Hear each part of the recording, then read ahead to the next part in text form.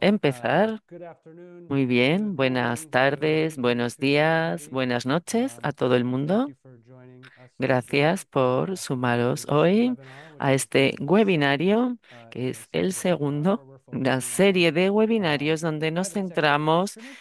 en And los today instrumentos specifically, del we'll be sector talking about privado. Hoy guarantees. vamos a hablar A few específicamente de weeks las ago, we garantías. held a webinar Hace where we 2 semanas discussed tuvimos un 2023 webinario donde debatimos los acuerdos de tariffs, the recent2023 DAC working party acordados en on los finance despachos de la sector OCDE with sobre las indicators about estadísticas de ayuda al how desarrollo que private sector establecían instruments could nuevas reglas be quantified en la medida en around the world que los for various instrumentos del sector purposes. privado se podían Today, we're going to do contabilizar a deep como dive into one of ayuda those al desarrollo components oficial. Hoy called vamos guarantees. And the a way that entrar en they una de are estas used by cuestiones, estos instrumentos, las the garantías, la national manera governments en and la the que han Department of sido Finance institutions utilizadas to por los gobiernos nacionales y las use instituciones guarantees financieras or to support para guarantees. utilizar las garantías o para apoyarlas, We respaldarlas. have a nice panel today of Tenemos una experts on these fantástica topics. mesa We de have our very expertos own sobre estas Farwa Saab cuestiones. from Tenemos Eurodad, a who will Fawazia, present que nos va a presentar a report that we un are launching informe today que estamos lanzando on hoy mismo guarantees. sobre las The report garantías. itself covers El informe more general aborda guarantees across different las types of garantías en términos más institutions and generales, vehicles, en but we'll diferentes be focusing instituciones, specifically on vehículos, pero nos vamos a guarantees centrar for guarantees. específicamente en el uso de la And ayuda Farwa is para Senior las Policy and garantías. Advocacy Officer in the Development En Finance nuestra, Sector. tengo que decir We will que also Farou have Sial then forma hear parte del Departamento de some Incidencia national de level Eurodad. perspectives También from tenemos otras Thea perspectivas Grasred nacionales de from TEA She's a policy and Grassrede, political scientist at que es Justice Norway, politóloga en who Dev will Justice, she'll Noruega. provide the experience of Va a ofrecer la Norwegian ways of experiencia using guarantees. noruega de la ayuda We noruega then y have su uso de las Torstein Thomassen, garantías. who is the También Policy tenemos Planning and a Thomasen, Advocacy Coordinator at que es Accord Sweden, asesora y coordinadora de with incidencia Swedish en experience. Accord And then we Suecia. have Vamos a Mark hablar de la Ryan experiencia Paoli, suecia. who's Y the por Global último Advocate in tenemos a Mariana Christian Aid, Paoli, and she will que provide forma a parte de perspective on Christian the ways that Aid y nos guarantees va a are being ofrecer used una in the perspectiva realm of sobre climate cómo se finance. utilizan las garantías en Then las for myself, finanzas I'm Matt climáticas. Y luego Simons. tengo que I'm mencionarme a also a mí. Soy Senior Policy and Matthew Advocacy Officer at the Simons. Development Finance Team at También Eurodad, trabajo en el and I Departamento will de Ayuda al Desarrollo de walk you Eurodad through y the voy a session today. facilitar esta Just a sesión de couple hoy. housekeeping things Un before we par get de started. cuestiones de First, orden antes de as empezar. mentioned at the start, we En have primer English lugar, tal y como interpretation hemos mencionado, available tenemos button traducción at the simultánea. bottom of Si the pincháis screen a bar los there, you tres should be able to puntitos access the o al botón interpretation de más, into Spanish debéis and poder English. acceder a la interpretación We en will have castellano y en there should be a francés. Q&A box También available debería for you. haber una We will be cajita de taking preguntas y questions and respuestas. answers Vamos a in recopilar the chat las preguntas a throughout través the del session. chat a lo largo de la If sesión you would prefer y to si preferís speak, we can hablar certainly see directamente, so in the Q&A también podéis box decirlo en through the este chat. So you can cajita de preguntas y go respuestas. for it Podéis when we get intervenir to the interactive ahí portion de of the manera discussion. vocal cuando lleguemos a la parte So without interactiva further del ado, debate. I'm going to hand Sin the más floor over to dilación, Farwa le voy a pasar to la give palabra a us a Farua rundown of para this que report nos that we haga are un launching repaso today. rápido So Farwa, en over to este you. informe que lanzamos hoy. Así que te paso la palabra, Farua. Thanks, Matt.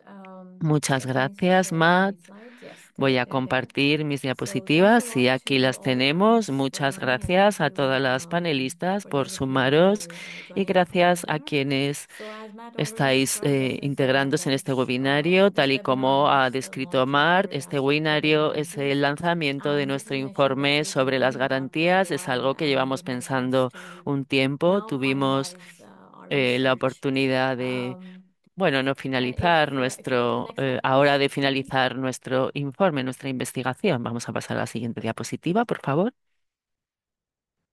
Is this full screen, by the way? Esto está a pantalla completa, por cierto.